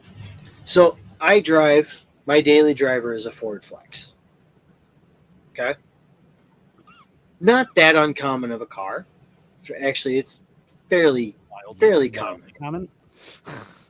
So they started production in 2008. They ended production in 2020. The highest production by model year is 38,717. And you would not call a Flex a rare car. No. And then, but the total production, or the lowest production by model year, is 4,848. That was the last year of production. Again, you wouldn't call this vehicle a rare car. Total production, 307,145. It's only about twice as much as there are machine guns. Half as much. Well, I'm talking about the transferable ones, 175,000. It's transferable. There's more than 175,000 transferable machine guns. No, it's a right around 175K actually that are fully transferable. Okay, that's it. So even if you went that way, that's less than half, or less than twice the number of transferable machine guns. Yeah, there's about 740 something thousand post sample and transferable, so total machine guns in the United States. But of that 740,000, about 175,000 ish is what's actually transferable. So And that's not including all of the illegal ones that are out there, which is probably at least 175,000 of them. So at what point do you say that's going to be common? At what point do you say that's common use? Right? Like, I would argue that that's common, and that anybody who doesn't think that that's common is an idiot, or trying to push an agenda. But real quick, because we're getting kind of to the end here, I do want to mention, meanwhile, in Minnesota, just across the river from us, the Minnesota Supreme Court ruled that ghost guns are in fact legal. So self-produced firearms, regardless of what your shell is, self or individually manufactured firearms, your own manufacturing of firearms, completely legal. Yes. Now, what's important to remember is, so this comes from a case in Anoka County where Logan Vagel, driver, was in a rollover accident. Over the course of the police responding to the rollover accident, they found that he had a 3D printed firearm, which didn't have a serial number. They charged him under a state statute that prohibits the possession of a firearm without a serial number. Eventually went to the Supreme Court. And the Vagel's attorney, Anders Eriksson, argued that under federal law, there's no requirement for a privately made firearm to need a serial number. He also warned against a broad interpretation of the law and how it would affect those who owned heirloom guns that do not have serial numbers. On Wednesday, the court ruled because federal law does not require a serial number on the firearm that Vagel possessed, we reverse.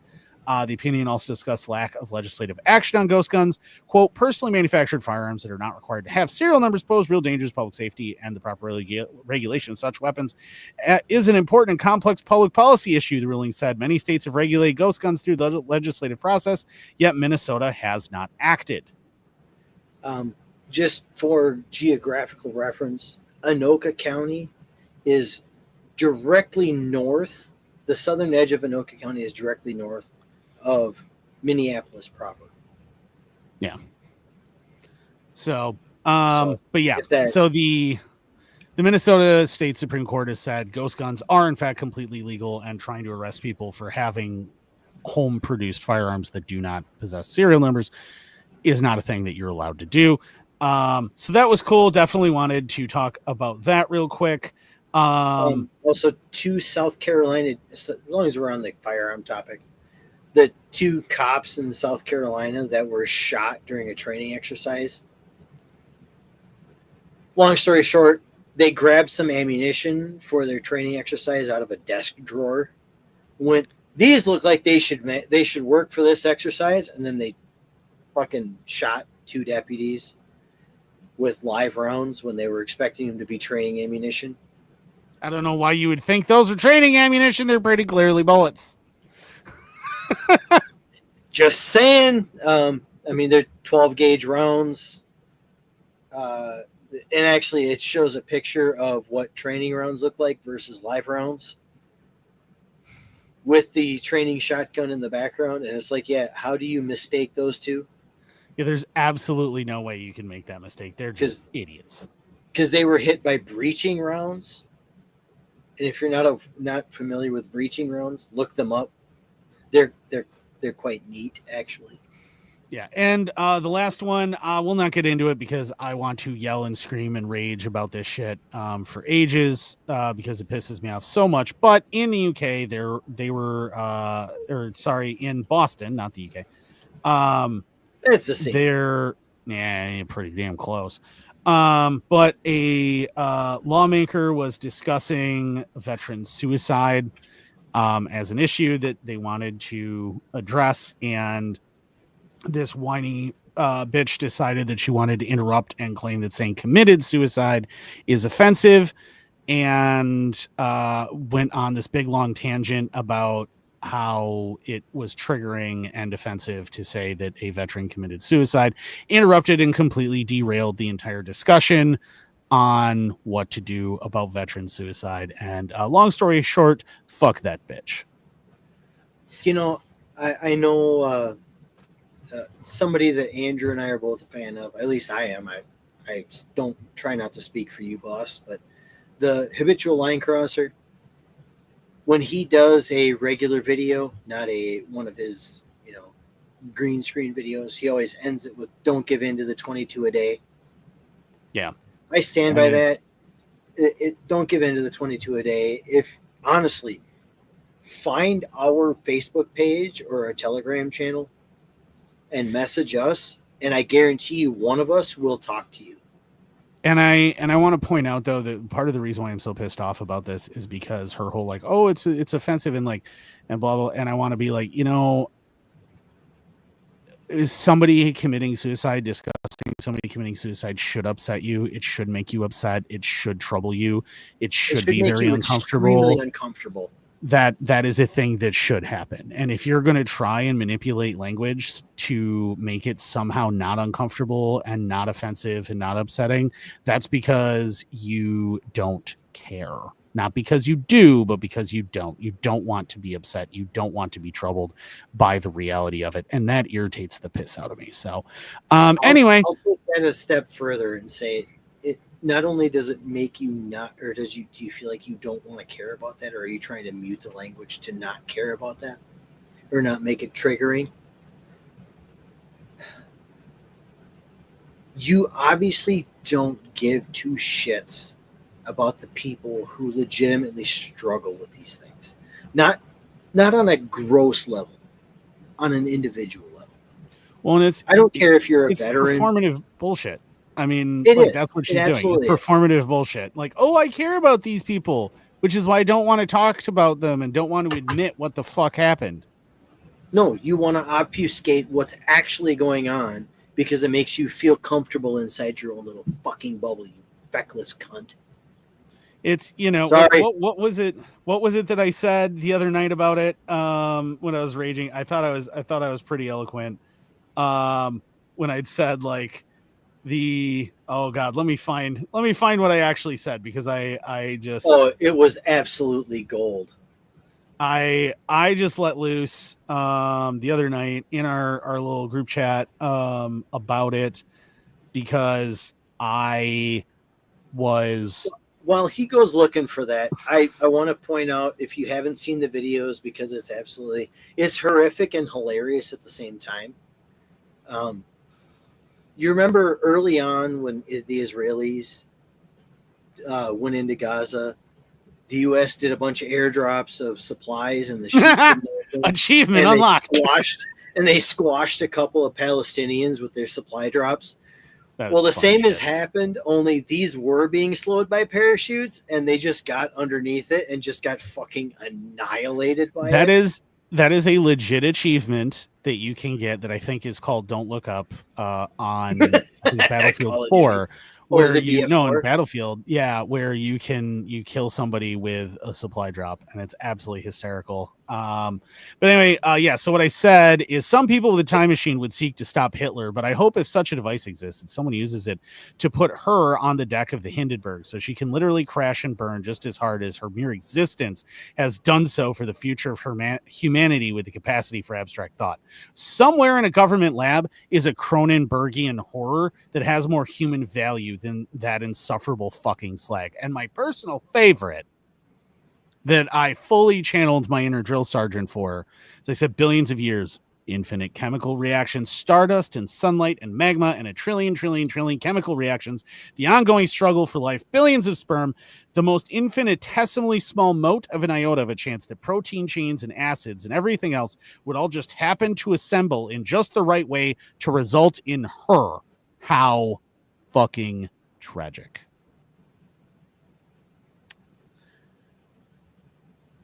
I hope that something horrible happens to her and her underwear turns carnivorous and consumes her from the genitals up.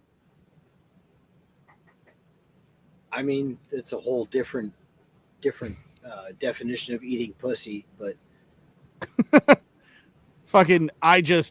you derailed a conversation about veteran suicide so that you could talk about how saying someone committed suicide made you uncomfortable. Like, go fuck yourself. Fuck yourself with a sandpaper dildo and no lube. Oh my God. Yeah.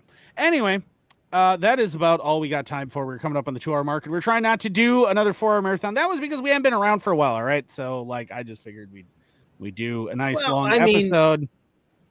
We did manage to land a few planes in this episode, which is a statistical rarity for the two of us. I mean, strictly speaking, landing a plane is the easiest thing in the world. Everyone can land a plane. Doing it where you can use the plane again, that's the trick. But I mean, it is the 7-year anniversary of the Absolute Chad. I'm going to do a barrel roll. And if that I'm going to works, go I'm just nose gonna down nose her and yep, call it a night. Rest in peace, Sky King.